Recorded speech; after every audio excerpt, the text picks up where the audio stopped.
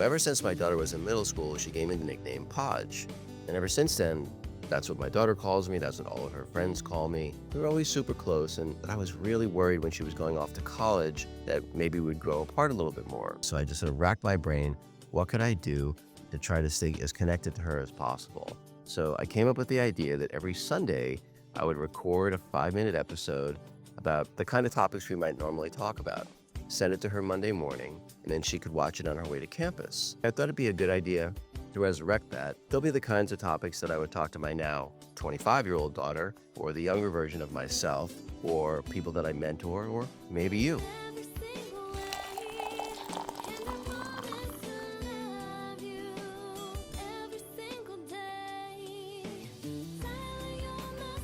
Hey everybody, welcome back to another episode of Coffee with Podge. This week's episode is about a topic that I call the comfort paradox. And this is in honor of, I'm remote this week. I'm actually out in Scottsdale, Arizona for a David Goggins event. Really excited about that. Huge fan of his for a long time, ever since I saw him for the first time on the Joe Rogan podcast and Impact Theory and a bunch of other places. He reminds me of a quote that I'm sure many of you have heard. Hard times create strong men create good times create weak men create bad times. And I think that's particularly true in Western society. We're biologically programmed to run away from pain and discomfort and towards safety and comfort. And, that soft couch, the warm bed, the steady paycheck. In fact, on the steady paycheck front, I was doing a podcast with a new friend of mine, really, really great guy, Bridger Rogers. Look him up. I don't know if he coined the phrase himself, but I'm going to give him credit for it anyway, and I'm going to use it myself, which is, don't fall into the trap of the paycheck dependency syndrome, PDS. It really is pernicious how people can get lulled into that false sense of security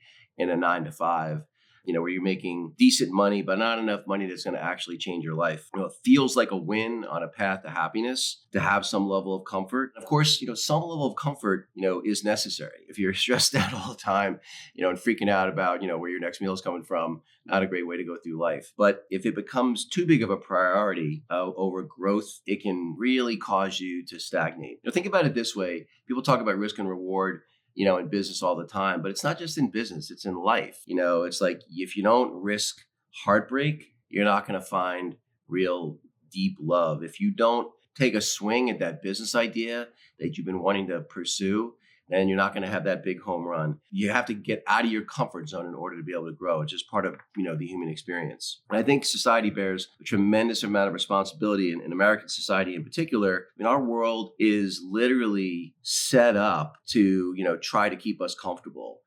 Feed me content so I don't have to look for it myself. Drive through everything, disposable everything, home delivery everything. Comfort feels like freedom, but in reality, it can often be a prison. I'll tell you this, I think that one of the things that's really useful to do is to pick one challenge a year. I think Gary Vee said something about this. Pick one challenge a year where, you really have to get outside of your comfort zone, do your first Tough Mudder or a marathon or triathlon or something like that. I was a Division I wrestler in college 1,000 years ago when dinosaurs roamed the earth. And so I used to cut weight all the time. I'd have to cut between 20 and 25 pounds a week, every week from basically November through March from the time I was 13 till I finished college. Maybe this is about 8 or 10 years ago. I was really busy professionally, traveling a lot, and I'd let myself get a little bit out of shape, probably like 20, I think I was around 20% body fat. And the gym I was at was doing this like Biggest Loser competition.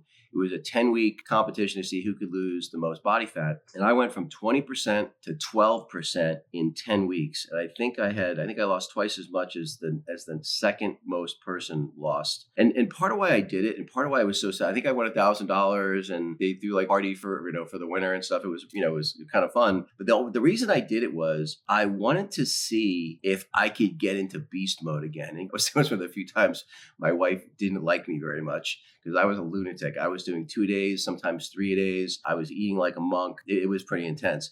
But part of what I did it, and at the end, what was so satisfying wasn't that I won, that was great, but it really was the fact that I wanted to see if I could go there if I needed to.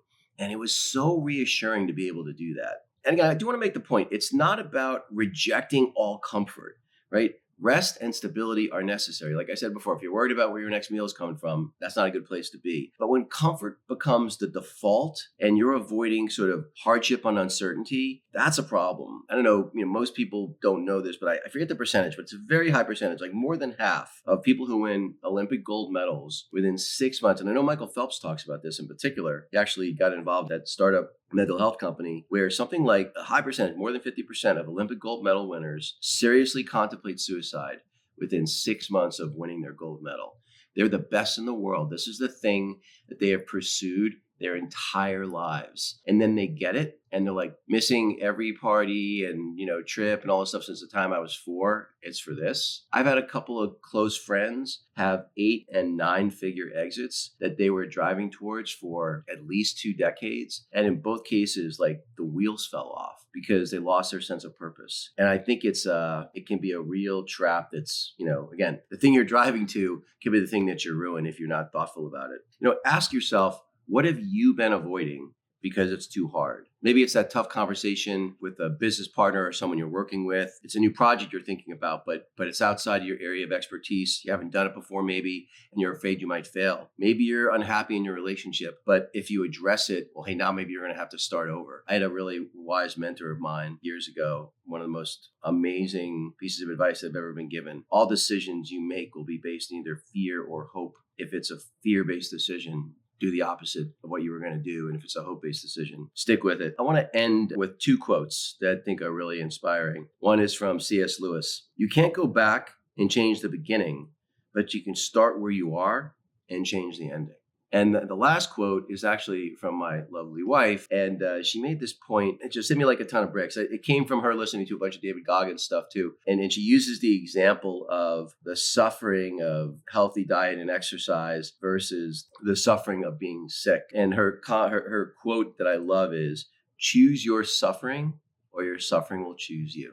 Anyway, hope you enjoyed it. See you next week.